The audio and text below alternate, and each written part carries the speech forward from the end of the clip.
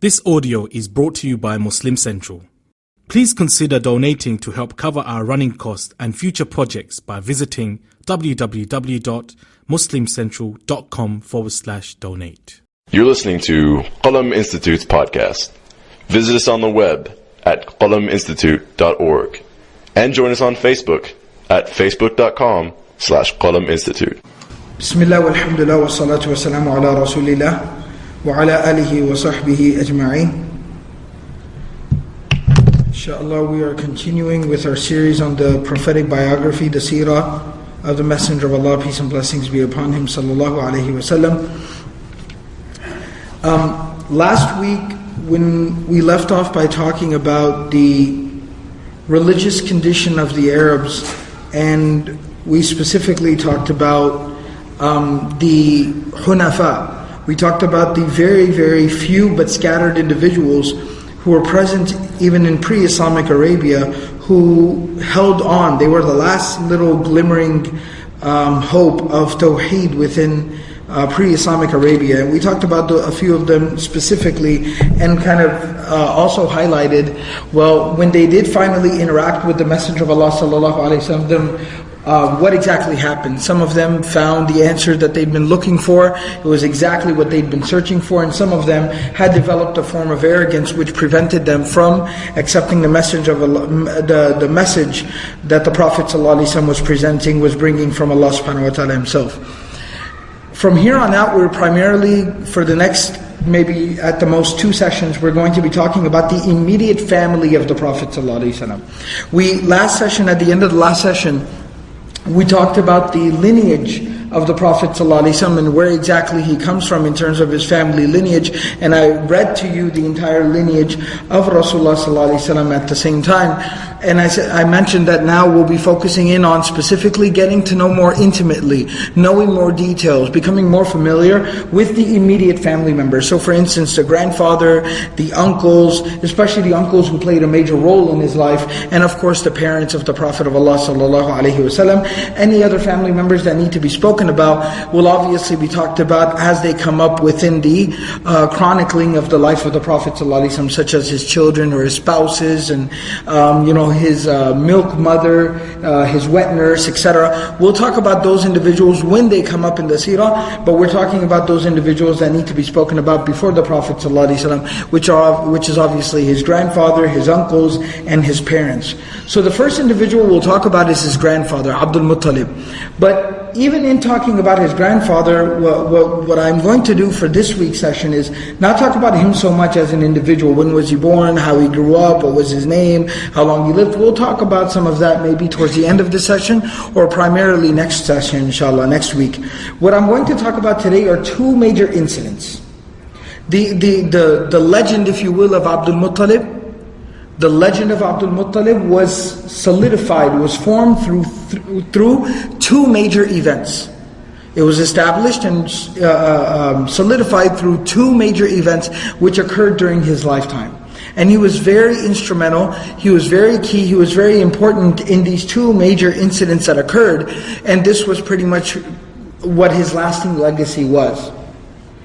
The first incident, the first situation that occurred during the life of Abdul Muttalib was actually something which might not seem like a major incident, but it played a very pivotal role in the history of Mecca, especially in terms of the culture of Mecca, and even Islamically. You can almost look upon it as a foretelling, as a coming sign, as a prologue to the birth of the Prophet ﷺ. And that was the revival, tajdeedu hafri Zamzam. So basically the re-digging up of the well of Zamzam. So very briefly, there's a lot of detailed discussion, but a lot of it is not very well substantiated, it's not very authentic. But we do know this much for a fact, that after, of course, the qissa, the story of Ismail alayhi salam being a baby, and his wife, the wife of Ibrahim, his mother Hajar alayhi salam radiallahu anha, when they've been left there in the valley, biwadin ghayri dhi zar'in, in a valley where no vegetation grows, and Ismail as a baby is extremely thirsty and hungry and needing something, and he's crying, and the mother Hajar is running back and forth between the mountains of Safa and Marwa, the act of Sa'i, which has been immortalized through the Sunnah and through the practice of Hajj and Umrah. So she's running back and forth, and Ismail as a child, as a baby, is sitting there crying. And when he's crying and he's literally kind of hitting his feet against the ground, Allah subhanahu wa ta'ala allows a spring to gush forth from the earth right where Ismail sits, and that was the well of Zamzam. Alright, so we know that story. What happened, and that well of Zamzam, in fact, and this is something very interesting. You know, sometimes there are certain incidents which are very spiritual, which have great religious and spiritual significance. But what we don't understand is that just like Islam is a complete lifestyle, and even spiritual routines and practices like salah and siyam and zakat have very tangible physical, emotional, psychological, economic, political implications and benefits. Alright, so it's a complete merger between the two. Alright, so similarly, now that this well, this spring is gushing forth from the ground to provide water for the mother and the child, at the same time this had political, economic implications. What were the political or economic implications of this spring gushing forth? Then now it became a habitable location. It became a place where people could live and survive. So immediately when you have the people of Yemen leaving their home due to, number one, the first exodus was due to economic hardship. All right, there was a very severe famine, starvation, a drought that was going on there in Yemen. So a large segment of the population leaves Yemen looking for a place to inhabit. And when they come upon this valley that's very open, so it's like open land, and it's got water, and there's already a couple of families kind of living there, so immediately it's very, very inviting. It's a great place to settle down. And then later on, when the flood comes in Yemen, and then the second exodus happens, alright, the second migration occurs of the people of Yemen, alright, then at that time again, of course, Mecca is a very attractive, a very appealing place to settle down. So the spring gushing forth had those types of implications where now it made the location habitable, and people could come and live there. But this is what happens next. So of course you have people settling down, you have people living there, centuries go by, a couple of centuries go by, somewhere along the way. And like I said, it's not very established, but there are some narrations as to the tribe of Jurhum and others, nevertheless, somewhere along the way, someone comes and seals the well. Someone comes and seals the well. Basically, the gist of the story is that there was some major civil war going on. Alright, basically the tribes and the people that had settled down there in Mecca, a couple of 100 years later, they're at civil war with each other. Families and tribes are fighting with each other over control of the city of Mecca. And so one of the tribes that is in control of the well of Zamzam, what the other tribe does is they come there, they put some of their weapons down there inside as well, some gold and some things that they had that were extreme valuable, so to safekeep them, they put those things on top of the well and they bury the well in such a way that it's not recoverable. You can't find where the well was located. And as the years become decades, become centuries, people even completely forgot about the well existing there. And so now at the time of Abdul Muttalib, and so literally we're talking maybe just a few years before the birth of the Prophet ﷺ, the people of Mecca at that time do not know that there is even a well called Zamzam. They've heard some stories, they've heard some, what they literally consider to be fairy tales, some myths. They've heard certain myths about the fact that a well used to exist here, and it had very sweet water, and it was amazing, and it was abundant, and it would never run out. But that's all it is it's a myth. Nobody knows that it really exists. Until one day, Abdul Muttalib, he lays down, he says, I go home, I go to my room, and I laid down, and I fell asleep, and in my dream, Atani atin, someone came to me. And even the language that he uses to express that, he's like, I'm not sure what came to me, but something came to me. And that's why many of the scholars have not shied away from the fact of saying that maybe this was an angel. This was an angel speaking to Abdul Muttalib in his dream. This message is being communicated, so this is almost like a form of ilham. Like Allah subhanahu wa ta'ala communicating something to a pious, righteous individual, a noteworthy individual, and giving him some divine type of instruction. It's not divine revelation, don't get me wrong, it's not wahi. but it's ilham, it's something that is being inspired to him by Allah. Like it was inspired to the mother of Moses. Like it was inspired to Maryam, the mother of Isa. It's divine inspiration. Alright, so this divine inspiration, this divine message is being given to him. And what is he being told? So he says, Atani atin faqala ihfir tibatan. Go and dig up tiba. Tiba, which literally means something that is very appealing, very attractive. So that name is being given to Zamzam, that go and dig up that thing that is very appealing, very attractive. قال قلت وما طيبة ثم ذهب عني. I asked him, what is tiba? And he says, then he left. He went. He left me alone. So he says, that's all. فَلَمَّا كَانَ الْغَدْ رَجَعْتُ إِلَى مَضْجَعِي فَنِمْتُ. Next day came, I went back to my home, I went back to my bed, and I laid down, and I went to sleep. فَجَاءَنِي, he came back to me. فَقَالْ إِحْفِرْ بَرَّ. Go and dig up the very pious thing, barra. That which is very pious, meaning very blessed. So go dig up the blessed well, the blessed thing.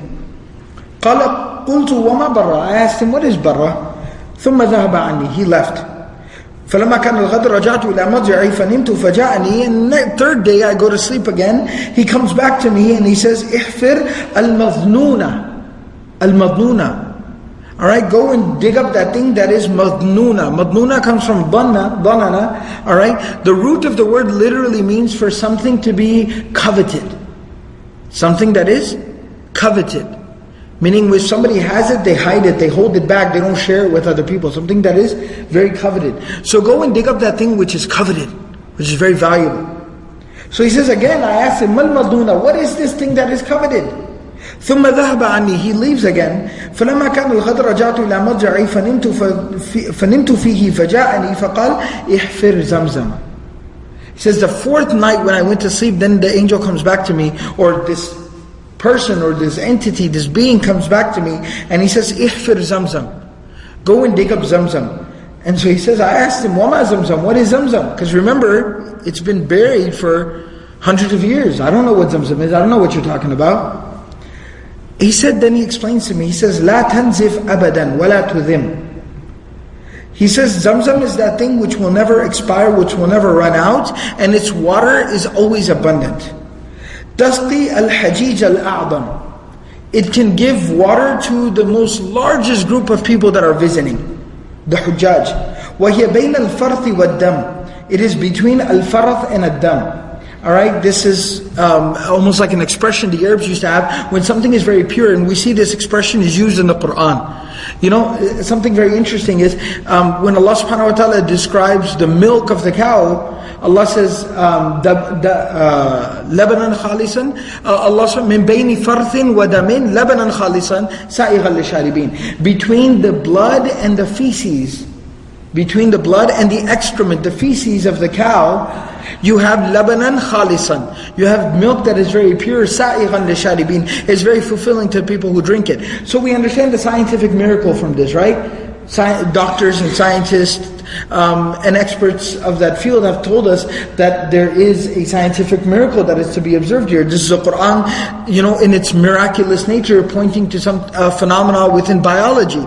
Alright, that's how the milk exists within the animal of the cow, that it's between the blood and the feces, the excrement. At the same time, something that also needs to be highlighted is, but the Qur'an saying something like that would have been completely off the wall.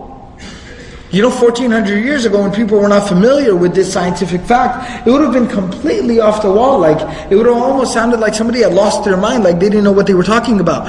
And the thing about Quranic language is, yes, it's miraculous. Yes, it is foretelling of a scientific fact and a miracle. Miraculously, it's foretelling of a scientific fact 1,000 years before people would discover this and know this. But at the same time, the Qur'an is not the talk of insane people. مَا أَنْتَ بِنِعْمَةِ رَبِّكَ بِمَجْنُونَ. That's one of the very first things Allah told the Prophet ﷺ is, when this Qur'an is revealed upon you, understand and realize and take note of the fact, it's not making you crazy. Meaning it's not going to make you sound like a crazy person. Alright, so the real miracle of the Quran is that the fact that it's a miracle upon a miracle, that it does foretell of a scientific fact, but it does so in a way that is still comprehensible, it is still comprehended by the people of that time. And the way it does that is it draws on, it uses figures of speech that are already present within the language. See, that's the real miracle. That it's using a figure of speech that is already comprehensible, it's understood at that time, but within that figure of speech, it's using that specific figure of speech. Why? Because it has embedded inside of it a scientific miracle. And that's the compound miraculous nature. So it's not just a miracle, it's compound. It's a compound miracle. You know, finance people, they talk about interest versus compound interest. Right? So this is a compound miracle, is what it is. Alright? So he's narrating, he says, وَهِيَ بَيْنَ الْفَرْثِ وَالدَّمِ. It's between the excrement or the feces and the blood. Because this is an expression used in classical Arabic to say something is very, very pure. Something is very pure. So again, that angel that is visiting Abdul Muttalib is saying, لا تنزفوا أبدا ولا تذم وتسقي الحجيج الأعظم وهي بين الفرث والدم عند نقرة الغراب الأعصم عند قرية النمل. So then he says that you will find it, look for it, where you will see ant hills.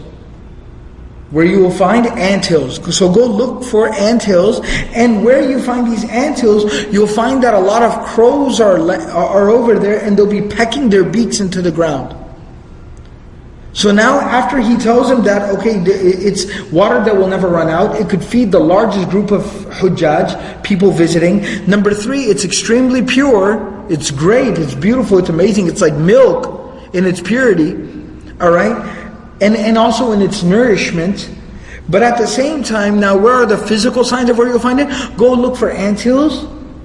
And wherever you see anthills, look if there are crows sitting around pecking their beaks into the ground. Then that's the sign that it's right there. Alright, so what basically happens now is Abdul Muttalib goes, he takes one of his sons, Al-Harith, alright, and he finds this place. So he's able to find anthills, and he finds crows pecking their beaks there, and he says that must be the place. So he starts digging. Tells his son, come on, start digging. And they start digging, and literally they start to unearth certain things. Some of the first things they come across is they come across swords made out of gold. Big old swords made out of pure gold. Completely made out of gold and silver. And with jewels on them. They keep digging and they start unearthing, again, bricks and bricks of gold. And gold coins and silver coins. A lot of wealth, a lot of money. And then they keep digging and then finally realize that that's it. They're knocking on top of what is a well. Now while this is going on, they obviously start to attract the attention of people around them. And the narrations actually say, Abdul Muttalib and his son start to scream takbir. They started to scream takbir. Kabbara Abdul Muttalib. He started to scream takbir. Allahu Akbar, Allahu Akbar. And so now people start to congregate and realize something's going on. And they see that this is it. This is that buried treasure we've always heard about. That myth of the well is here. And so now a bunch of the other leaders of the tribes, they run up and they say that this is the well, innaha bi'ru abina Ismail. This is the well of our forefather, our great-great-great-great-great-grandfather Ismail. This is his well, this is that legend we've always heard about. وَإِنَّ لَنَا فِيهَا حَقًّا. Said, but hold up there, Abdul Muttalib, you need to slow your roll. Hold up there.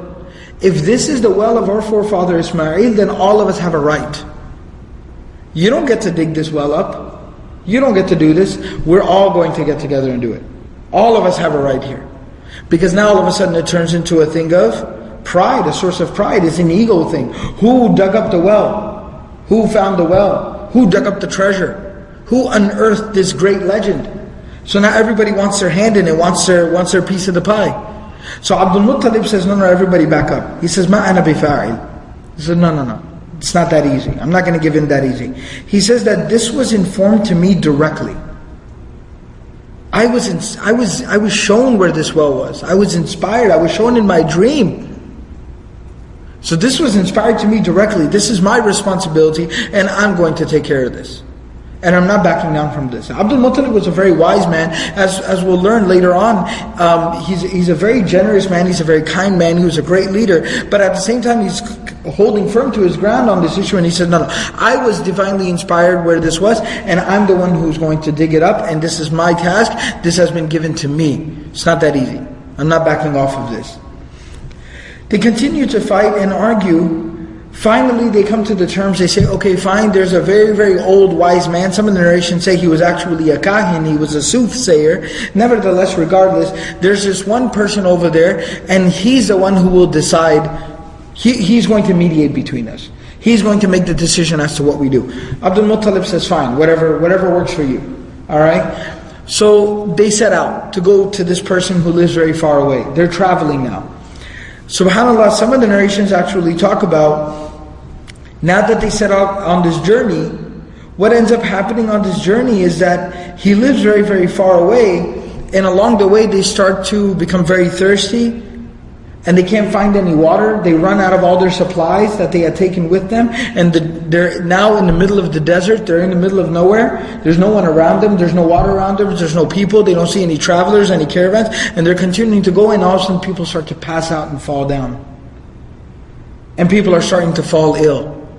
And now they're in a crisis situation. Alright, so now people are literally dying of thirst. So what do? They start to say that, alright, everybody, let's not leave this burden on some other people. Alright, they don't see any help in sight, they don't see any water in sight. So now they come up, it was almost part of a tradition, if you will. It was a practice at that time, that when a caravan was traveling and they'd be facing death because of it, I mean, they live in the middle of the desert, so it's not the first time this is happening. Alright, it's like getting a flat tire on the freeway. It's not the first time it happened. Alright, so as shocking as it seems, this was a very common predicament. Because you're traveling out in the middle of the desert, there's a good chance that you're going to run out of supplies and die from thirst or starvation. It was a very common thing that would happen. So the thing that you were supposed to do at that time is that what the caravans people would do, as they started to get weak, and they realized that they would not be able to go on, or they didn't have too much longer, they would dig their own grave. They would dig their own grave, because you didn't want to put that burden on someone else. So they would dig their own grave, and then they would basically, when they would lose all their energy, or they would start to pass out, they would go and lay down inside of that grave themselves. Because they also didn't want to die and have their body left behind, and then the animals pick at them and eat them. So what they would do is, they would dig their own grave, they'd lay down inside of their own grave and wait for death to come to them. This was a practice that they would do if they got stuck in a situation like this. So now everybody starts digging their own grave, and the narration actually mentions they started to lay down inside of their graves. And now some of them are starting to pass out, some of them are fading in and out of consciousness. What ends up happening is, Abdul Muttalib passes out for a little while. He wakes up, and he tells them, everybody get up, get up, get up. We can't give up that easy. I just have this gut feeling that we're very close. Water's not too far away. We'll find some water. So now he rallies everybody up together. He motivates them. They all get up out of these graves that they dug for themselves, and they start moving forward at whatever pace they can. As difficult as it is, they move forward. Abdul Muttalib goes forward until he finally reaches a place, and he stops his animal there, and he kind of kicks his animal, and his animal raises up its front legs and hits its feet on the ground, and literally a spring shoots up out of the ground right there and then. And so they start digging at it. They start digging there, and they unearth this amazing well, and it saves all of their lives. Alright, now obviously these people, when this happens, alright, they were going there because they had a fight with Abdul Muttalib, and he just ends up saving their lives. So they end up telling him, they say, no, the one that showed you, alright, the words of the narration go that the one that showed you where this well was, must have been the one that showed you where that well was, the well of Zamzam. Alright, the one that showed you where this water is, must have been the one who showed you where the ma of Zamzam, the water of Zamzam was. Alright, therefore we have no argument, we got no beef, no questions asked. You dig up the well, you're the custodian of the well, you're responsible for the well. We're sorry we ever argued with you. We're sorry we ever doubted you. And they go back to Makkah, and Abdul Muttalib, along with his sons, he digs up the well and solidifies the well, and that's basically how the well of Zamzam was established. Now,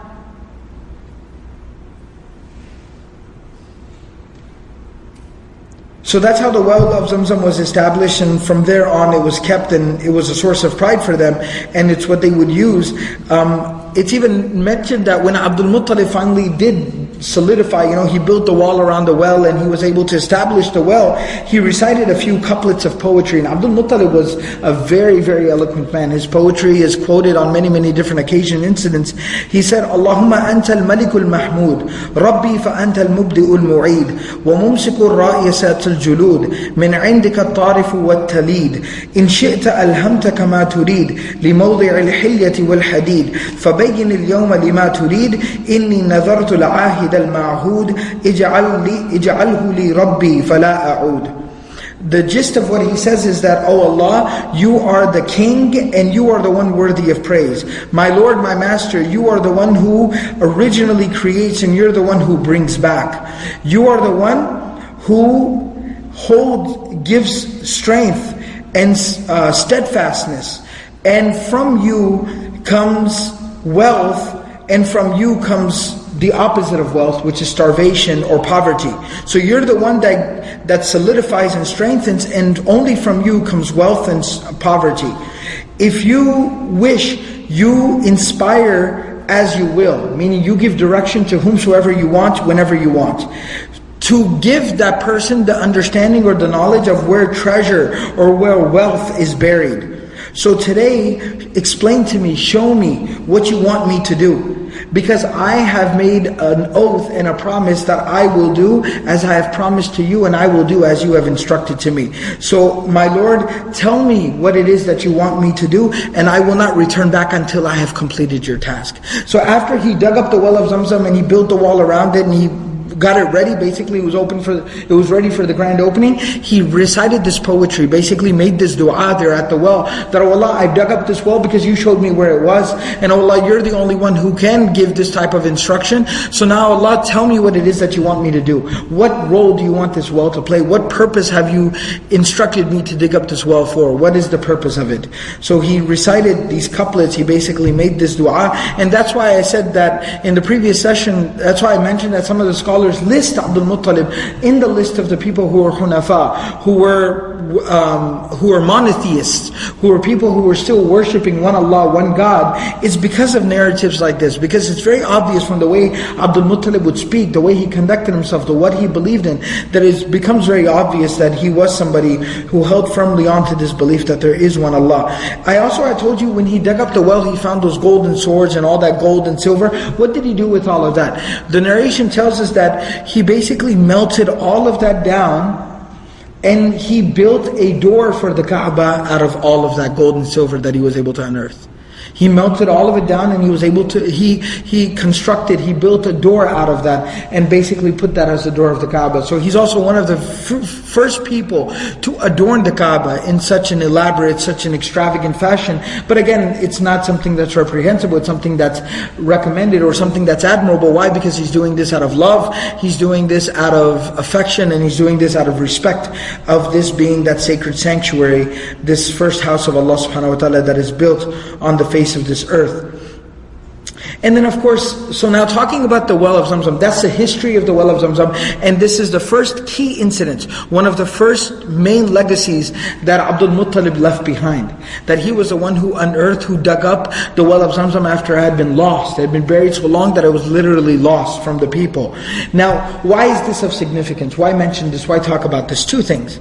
Number one, for the obvious reasons. We know Zamzam and we know the role that it plays. We know what were the origins of the well of Zamzam, that it happened through a miraculous incident, and it was something that was a command of Allah, and this was the family of the Anbiya, the family of the prophets, Ismail alayhi salam, who was a messenger and a prophet of Allah as a child himself. That was how this spring shot forth, and that's how this well first came into existence, was through some very religiously significant incidents. At the same time, we know that even till today, in our tradition, the tradition of Islam, the tradition that the Messenger of Allah, Muhammadur Rasulullah sallallahu alaihi wasallam taught to us, in that tradition, the well of Zamzam is still something that has great religious and spiritual significance and value. It is literally it is from the ritual and the practice of performing Umrah and Hajj. It's not from the fara'id, but it is from the sunan, from the mustahabbat, from the recommended practices of when you perform Umrah and when you perform Hajj. To go there and to drink Zamzam is part of the ritual of Hajj and Umrah. Alright, so it's an act of worship. At the same time, the Messenger of Allah sallallahu alaihi wasallam, through multiple narrations, he tells us, Ma'u Zamzam lima shuriba lah, that the water of Zamzam serves whatever purpose it is drank for. Meaning whatever intention or whatever purpose you have in mind, whatever intention you have in mind or in your heart when you drink the water of Zamzam, it serves that purpose, meaning it will bring to fruition that intention that you have. Meaning that if you drink the water of Zamzam with this intention, as almost what we would consider like what we call a dua, you make this dua or you have this intention that, oh Allah, I'm drinking this water of Zamzam so that I am cured from something. Alright, then Zamzam will serve that purpose. The Prophet ﷺ tells us this in the narration, hadith. Not only that, but a very beautiful, very interesting hadith that the Prophet ﷺ says. The Prophet of Allah ﷺ says in a narration narrated by Ibn Abbas radiallahu anhu, first Ibn Abbas is telling a person, إِذَا شَرِبْتَ مِنْ زَمْزَمْ فَاسْتَقْبِلِ الْكَعْبَةِ. Ibn Abbas radiallahu anhu is teaching somebody the etiquettes of drinking Zamzam. He says, when you drink Zamzam, then face the Kaaba, meaning face towards the Qibla. وَاذْكُرِ اسْمَ اللَّهِ, alright, and say the name of Allah. وَتَنَفَّسْ ثَلَاثًا, and drink it in 3 sips, meaning take 3 breaths in between while drinking the Zamzam. So Zamzam is not something you chug. Alright, Zamzam is not something you chug, rather you drink it with a certain amount of etiquette. وَتَضَلَّعْ مِنْهَا. And then the last and the final step is, he says, and drink it to your fill. So take breaths in between while you drink it, but make sure you drink it abundantly, drink it to your fill. فَإِذَا فَرَغْتَ فَحْمَدِ اللَّهِ. And when you're done, then thank Allah, say Alhamdulillah. So Ibn Abbas is teaching somebody this etiquette of drinking Zamzam, and then at the end of it he says, فَإِنَّ رَسُولَ اللَّهِ صَلَّى اللَّهُ عَلَيْهِ وَسَلَّمَ قال. Why? Because the Messenger of Allah sallallahu alaihi wasallam has said, إِنَّ آيَةَ مَا بَيْنَنَا وَبَيْنَ الْمُنَافِقِينَ لَا يَتَضَلَّعُونَ مِنْ مَاءِ زَمْزَمَ. He says, because one of the signs, one of the distinct signs of the difference between us and the munafiqun, the hypocrites, is that they do not drink the water of Zamzam to their fill. So something very interesting. That's really deep what the Prophet ﷺ is saying.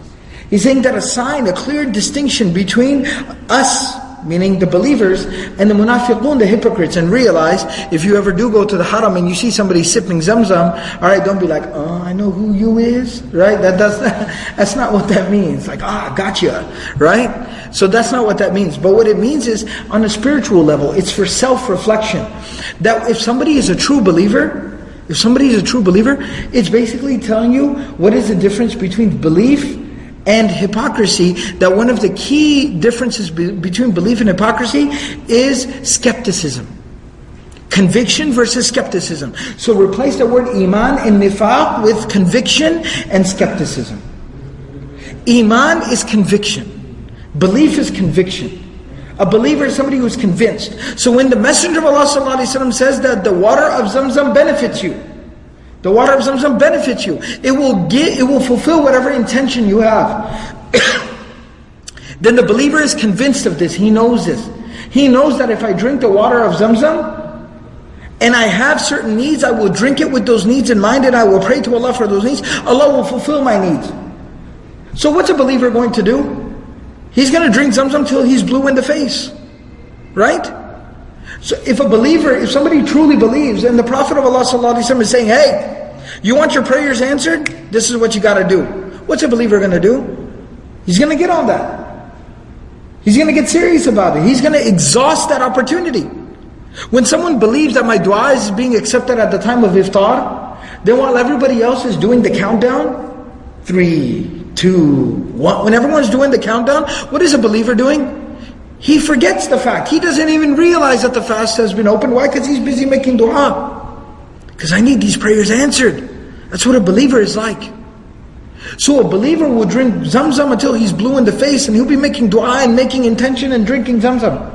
But if somebody has nifaq, that means that person is skeptical. He's a skeptic. So he's going to say, oh yeah, Zamzam is kind of cool, but yeah, alhamdulillah, mashallah. Right? He's not going to be enthusiastic about it. He's not going to be excited about the opportunity. So that's the Prophet of Allah ﷺ giving us a tool of self-evaluation. That when you go there, when you're standing there and you're drinking Zamzam, just evaluate your behavior and it'll let you know whether you got some room for improvement or not. Alright, so these are just a few things. Abdul Muttalib said something very interesting. وَقَدْ ذُكِرَ عَنْ عَبْدُ الْمُطَّلِبِ أَنَّهُ قَالَ is narrated by Imam al-Bayhaqi في دلائل النبوة, a very famous book of hadith, prophetic traditions that Imam al-Bayhaqi has compiled. He said that Abdul Muttalib said, اللهم إني لا أحلها لمغتسل وهي لشارب حل وبل. He says that, oh Allah, I do not deem this, meaning I do not allow someone to use this for washing themselves. Meaning that even Abdul Muttalib had this understanding that this water of Zamzam is sacred, it's pure, it has some religious significance, has some spiritual value to it. So he did not like people using it for like washing their car. Like he didn't think it was appropriate for somebody to go and wash their camel with Zamzam water. It's not like the water hose you just turn on in your front lawn and you water your lawn or you wash your car with it. He didn't think that was appropriate. He says rather for the one who wants to drink it, it's okay. I allow someone to drink this water and it is a cure or it is something that benefits the person when they drink it. So obviously even before the prophetic tradition, it was seen to have some type of religious significant value to it. And then just a little bit about the continuing history about the well of Zamzam. So this stayed under the auspices, this stayed under the supervision of Abdul Muttalib, alright, the Banu Hashim, Abdul Muttalib specifically. It stayed underneath his supervision until he passed, and then it was passed on to Abu Talib. His son, Abdul Muttalib's son, the uncle of the Prophet ﷺ, Abu Talib, became the caretaker, became the supervisor of the well of Zamzam. And here's something really remarkable. When you always hear about the people of Quraysh, the people of Makkah were used to give Saqiyul Hujjaj, they used to give water to the people who would visit for the pilgrimage, and you think like, oh okay, that's kind of nice. Like when people would come to do Hajj, they would just kind of like, serve them water. Or sometimes, sometimes we see leaders in our times do those types of things where it's, when you have a groundbreaking and the mayor shows up and just kind of takes a shovel and just kind of poses with it and just takes like one shovel and hands it to his assistant and then walks off, right? We're done with the press release, right? So you get that kind of image in your head, like, okay, the leaders of the Quraysh would serve water to the Hujjaj. They would probably show up for the first ceremonial cup, like, here you go. And then call the slaves, come on, get this done. Wait, I'm not going to serve water to people, right? No. This was something that they took very seriously. They took it seriously. They would literally physically do themselves. And not just that, it wasn't just a physical endeavor, a physical investment of time or energy. It was also a financial investment. So serving water to the Hujjaj meant that they would have to set up tents, they would have to arrange for cups, they would have to arrange for workers if that's what was needed. And they had to make arrangements for serving water. They would have to pay for the containers that the Hujjaj could fill up water and take the water in as well. So it was a huge physical financial investment for the one who wanted to do it too. So the first year that Abu Talib inherited the leadership or the supervision of the well of Zamzam, he literally went bankrupt. He went bankrupt. One thing about Abu Talib that we're going to learn later on is Abu Talib was an amazing man. And he was a leader of his people. He wasn't a wealthy man. And that was, number one, obviously that just was not his lot. He just wasn't destined to be a wealthy man. But personality-wise too, he had certain things in his personality where he was very averse to even, making a lot of money. It just wasn't a part of his personality. It wasn't who he was. And so he wasn't a wealthy man at all. In fact, he was somewhat, he used to struggle financially, in fact. So the first year he inherited the leadership, the supervision of this well. He went broke, he went bankrupt. So when the next year came around, he goes to his brother Abbas. And he says to Abbas, I need you to loan me some money.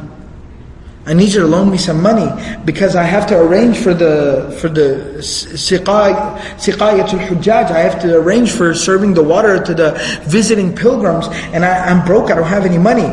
So Abbas, his brother, gives him 10,000 dirhams. 10,000 silver coins, darahim.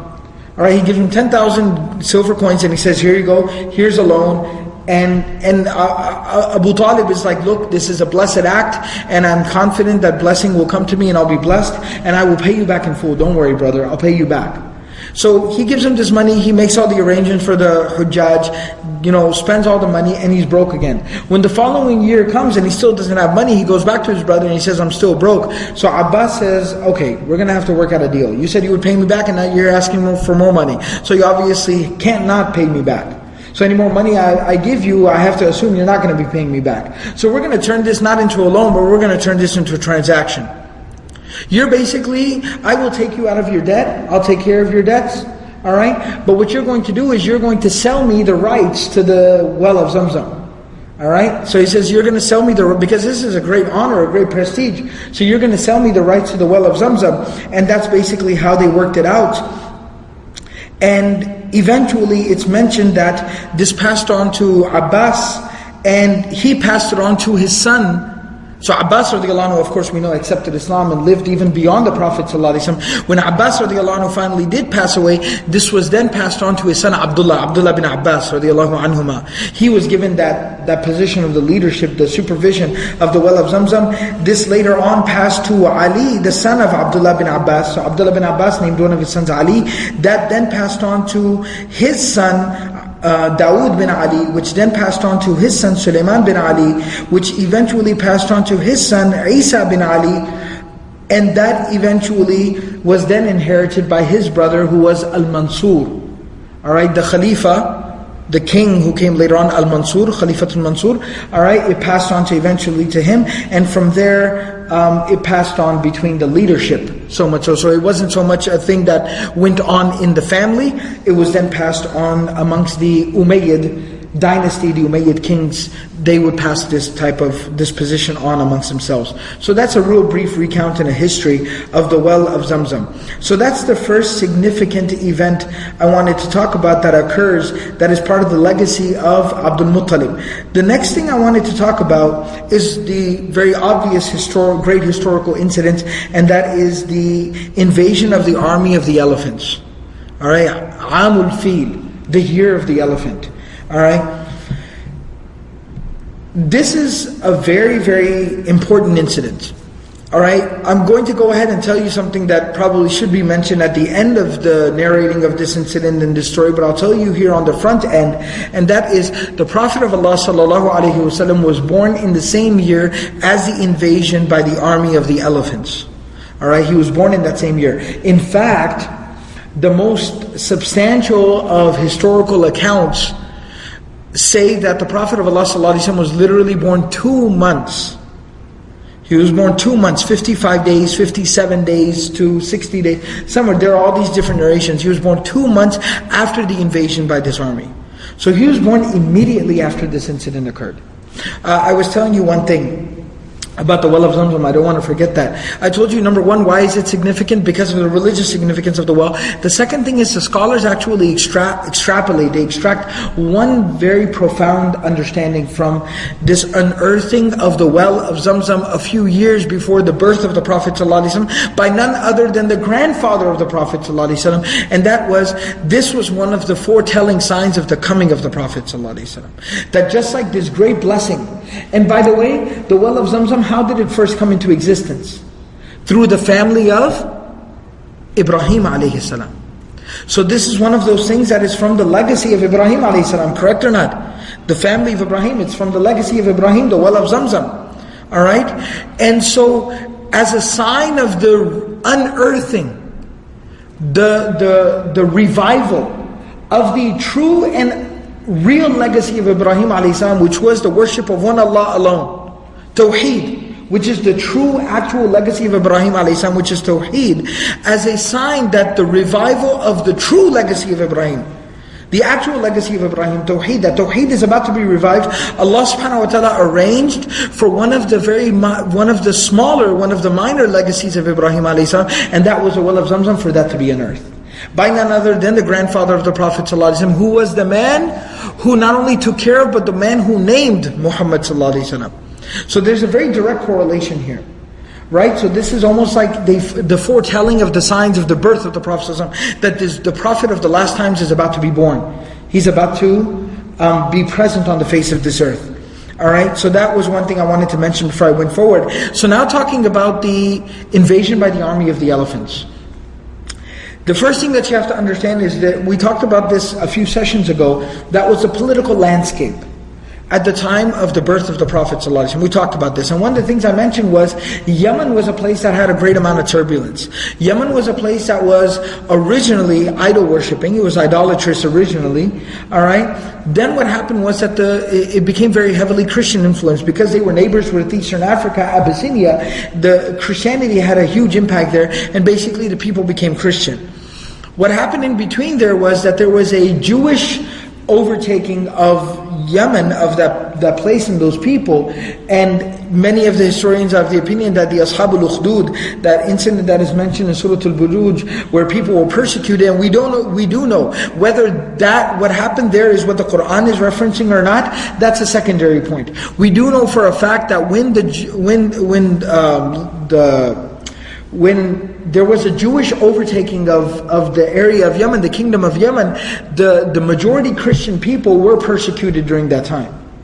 They were persecuted at that time, and they were very severely persecuted. What that did was that the Christian empire, the Christian kingdom that was present in Abyssinia in Eastern Africa, they were severely offended by this.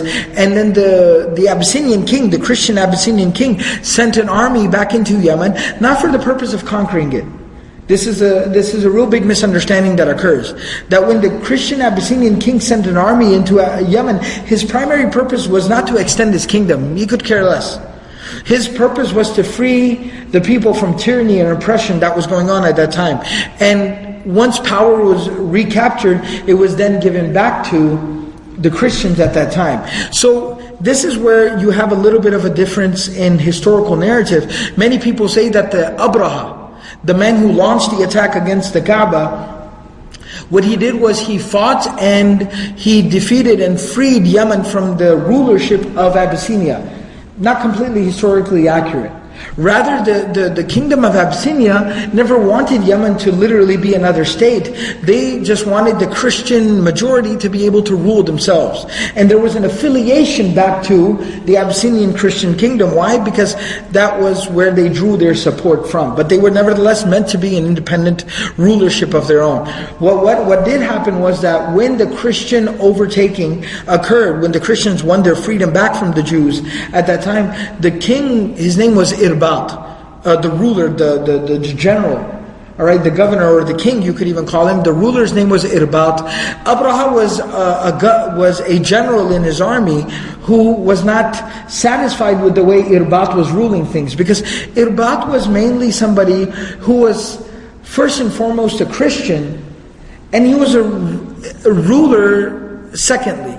What I mean by that is that he wasn't really a powerful ruler. He didn't have a great understanding of economics and political, advancement and political stabilization. He wasn't a ruler. He was not a governor. He had no expertise in the area. But he was a deeply spiritually profound, deeply spiritual Christian.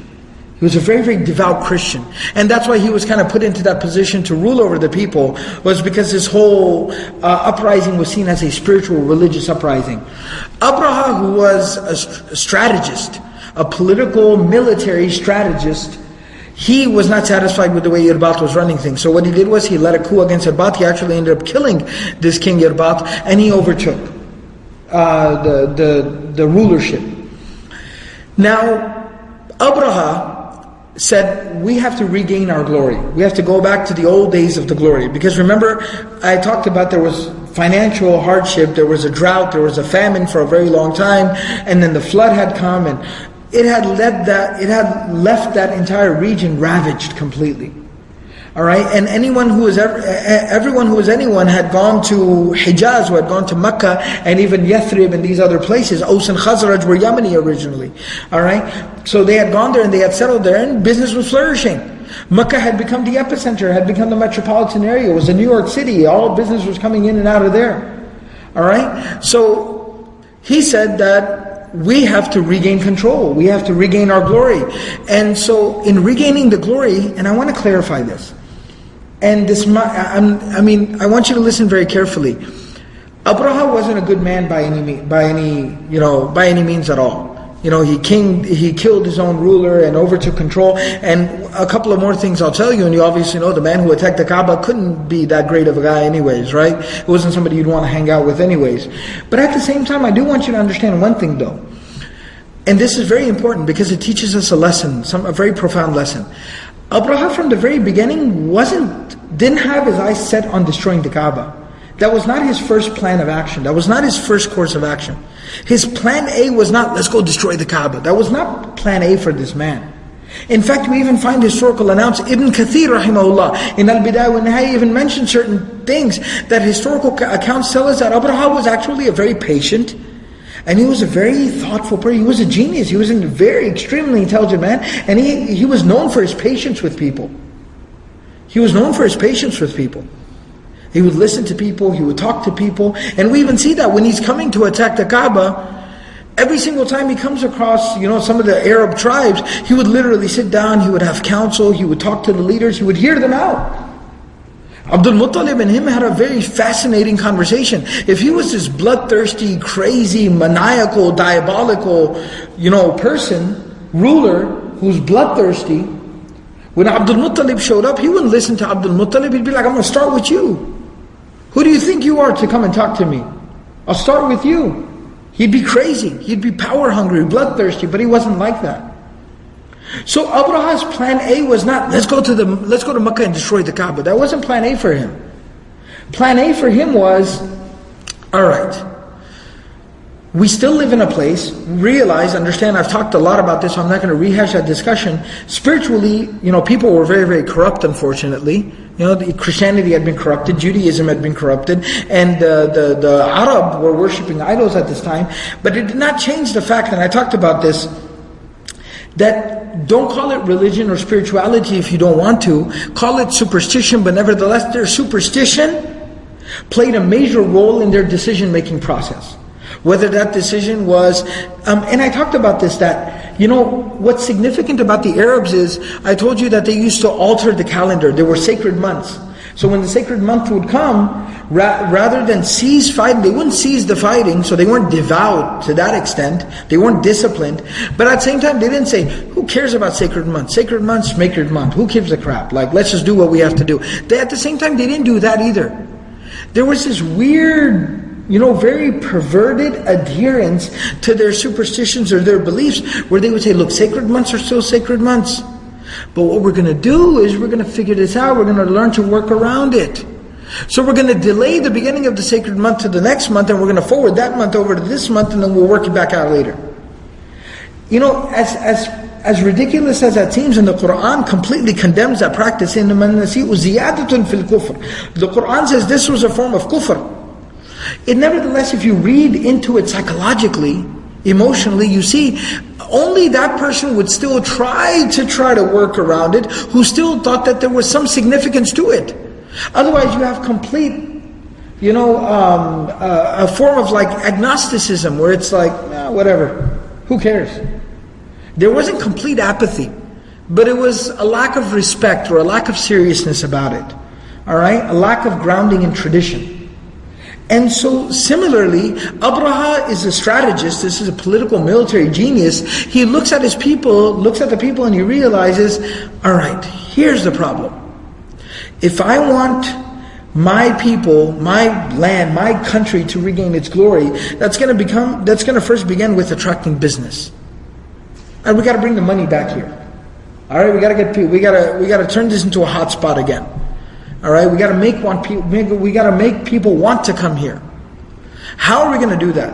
Well, people are still very religious, quote unquote, meaning like superstitious or whatever you want to call it. Alright, they're religious or spiritual in their own way, shape or form, in their own fashion. They're still very adherent to whatever belief system they have.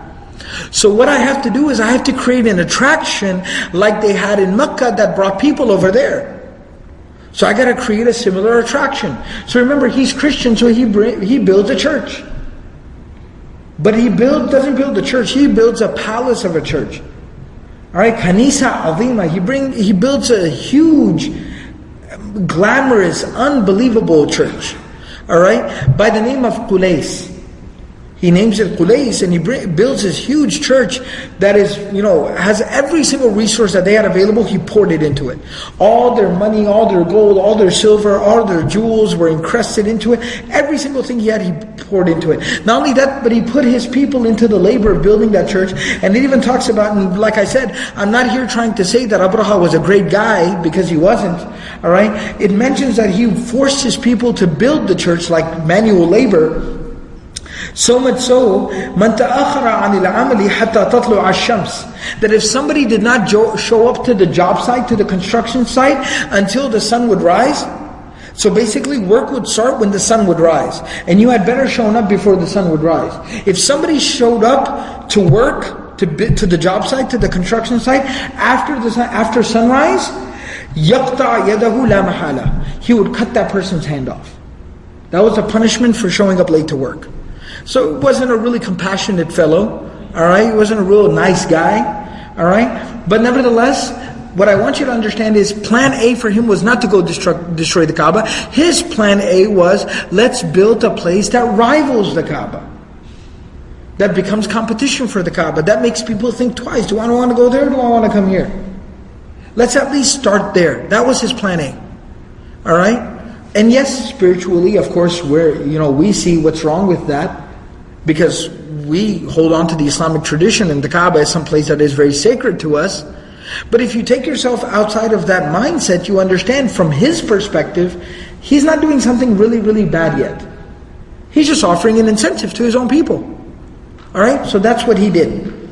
So he has this amazing place built, and then after he has this amazing place built, he then sends a message to the king, alright, that is in Abyssinia, the Christian Abyssinian king, who was Najashi at the time, alright, who later on accepted Islam. He sends a message, sends a letter to him, and says what?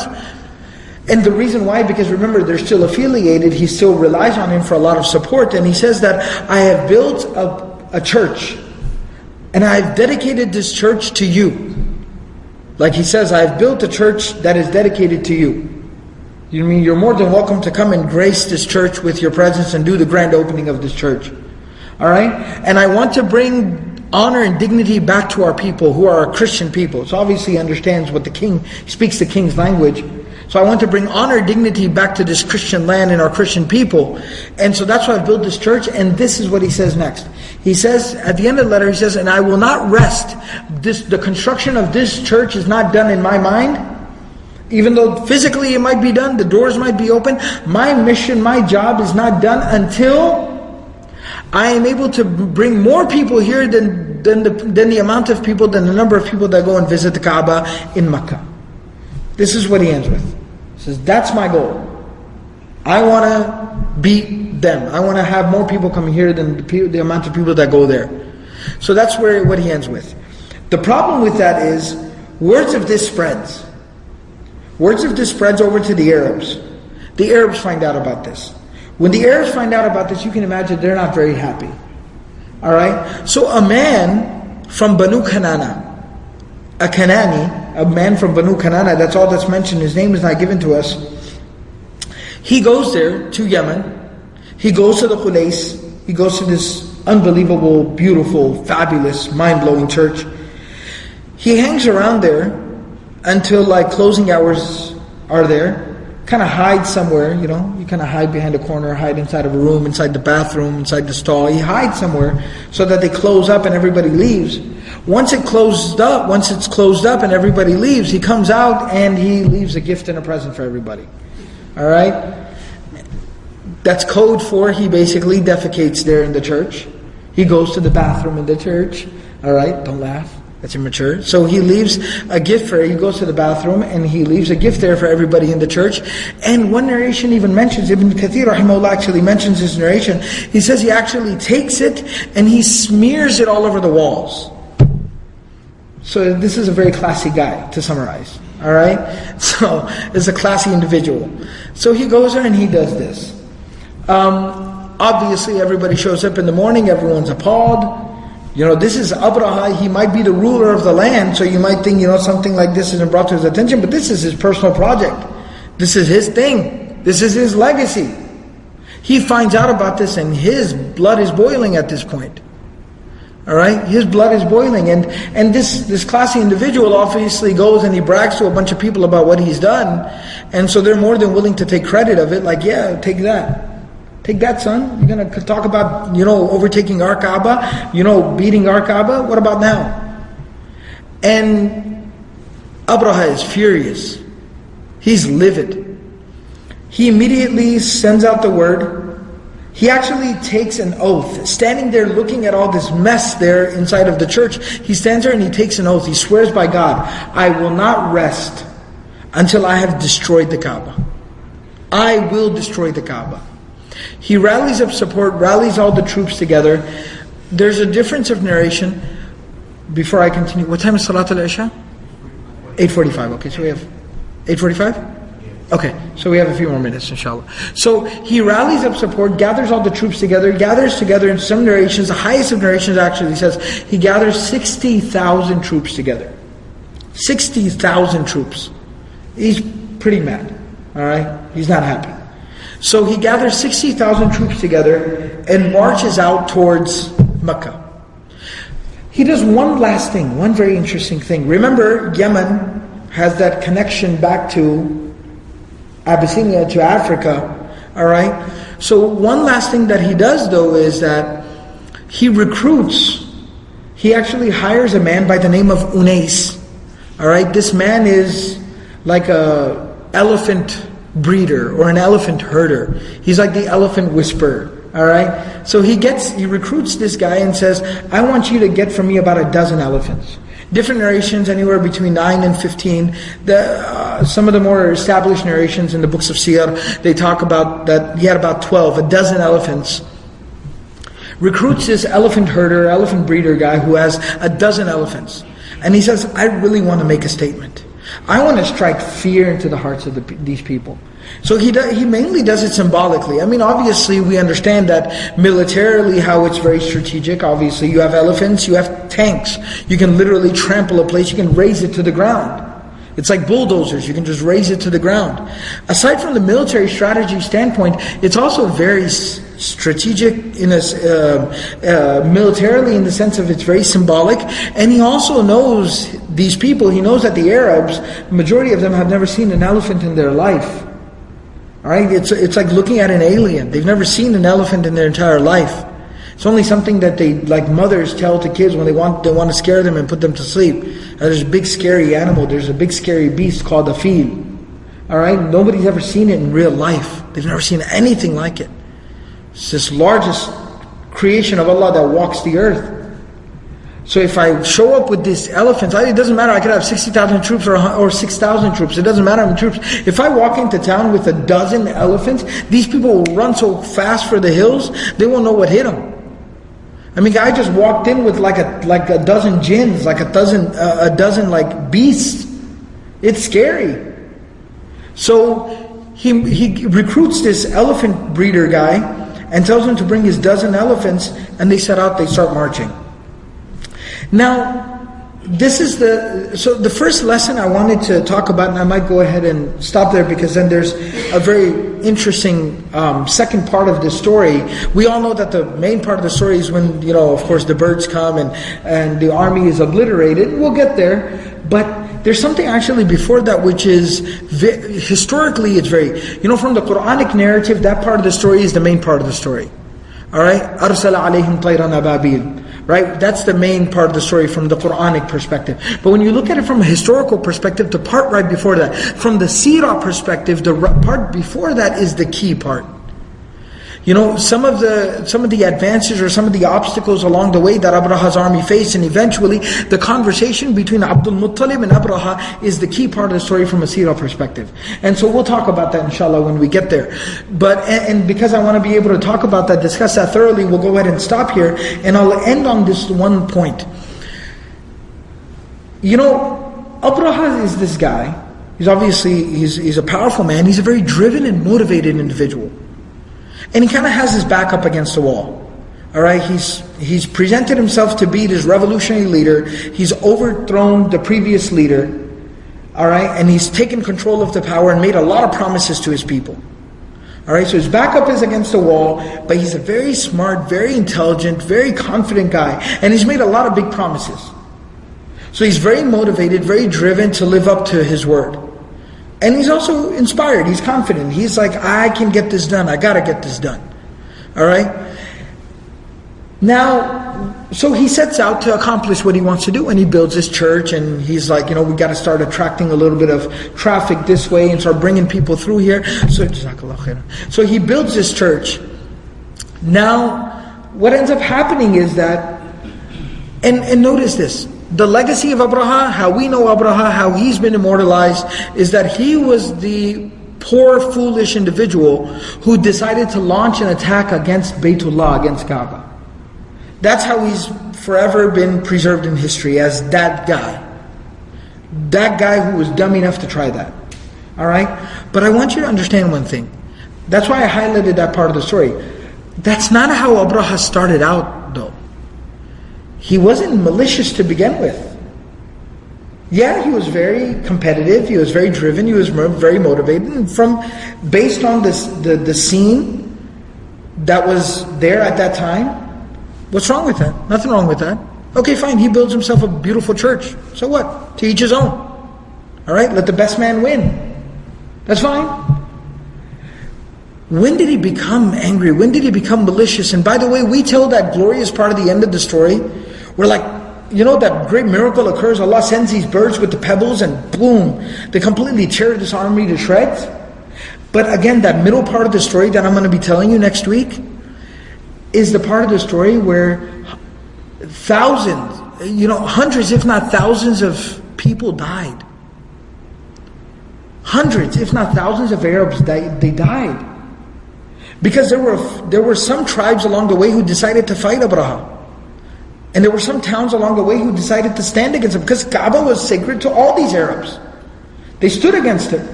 And he literally ran them over with his elephants. And with his army, 60,000 strong army, he wiped them out. So thousands and thousands of people died. Hundreds of families were wiped out. Towns were razed to the ground. A lot of people died. A lot of lives were lost. A lot of people suffered. Alright? Not to mention the people that were in his own army. Eventually, when that miracle does happen at the end, and Allah sends His army of the birds, of the Ababil, alright? Even thousands of people of His army died. Who, at the end of the day, were just sheep. They're very, very cutthroat, oppressive ruler, who, if they didn't show up for construction on time, would cut their hand off. He told them, come on, time to suit up, we're going out to battle. Saying no wasn't an option. So those people, many of them were wiped out. How did this man get to this point where he was solely responsible for the deaths of thousands and thousands of people? It took someone who decided to disrespect his religion. It was someone who was immature, who was foolish, and in what he thought was an expression of his devotion or his dedication to his religion, to his beliefs, he decided to go and disrespect somebody else. He decided to go and violate somebody else's sacred place. Right or wrong, that's secondary. That's a secondary point. He decided to go and majorly disrespect somebody else. To disrespect somebody else's belief system. To go and violate. He could have disagreed all he wanted. He could have spoken out against it all he wanted. But he decided to go and he decided to go and vandalize. He defecates and wipes his, excrement all over the walls. Behaves like an animal. And that is what drives Abraha mad. And so you do learn a little bit of lesson from there. History is full of lessons. So you do learn a little bit of a lesson from there that, disagreeing is another matter. There is a right and a wrong. And disagreeing based on that, it's fine. And stating the truth is an obligation. But at the same time, there is a line that should not be crossed. Allah subhanahu wa ta'ala talks about that line in the Quran. What does Allah say? وَلَا تَسُبُّ اللَّهَ Allah subhanahu wa ta'ala says, do not curse Do not slander, do not curse, and do not disrespect their gods. Why? فَيَسُبُّ اللَّهَ عَدَوًا بِغَيْرِ عِلْمٍ. Why? Because then they will curse Allah. Do not disrespect, do not curse, do not say vile things. As-sab, sibab, right? Do not say vile things against their gods, their deities. Why? Because then they will say vile things against Allah. Adawan, out of animosity, out of retaliation. They're just retaliating. Adawan bighayri ilmin. Without proper knowledge, without proper understanding of what they're doing. They don't even realize what they're doing. They don't understand the implications of what they're doing.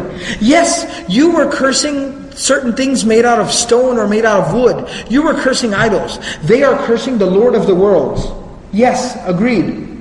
But they don't understand really what they're doing. And at the end of the day, what is the end conclusion? They're still disrespecting Allah. And that's something we can't tolerate. And that's going to obviously lead to something else that's going to be very, very bad. Because when someone's going to disrespect Allah, disrespect the Messenger, disrespect the Prophet, disrespect the Quran, there's going to be some Muslim somewhere along the way that's not going to be able to maintain his cool. Somebody's going to lash out, and next thing you know, blood is being shed on both sides. So this is even a Quranic injunction, and we see that Quranic injunction being so relevant that even before the birth of the Prophet ﷺ, you have a major incident that is narrated to us in the Quran. And yes, it was the divine will of Allah subhanahu wa ta'ala that it would happen. It was the decree of Allah that this would occur. But you can't help but notice, you can't help but learn from the fact that even a man set out to tear down and destroy the Kaaba, disrespect Allah. Why? Because somebody else went and disrespected his religion and his place of worship. So we learn a very profound, valuable lesson from that here.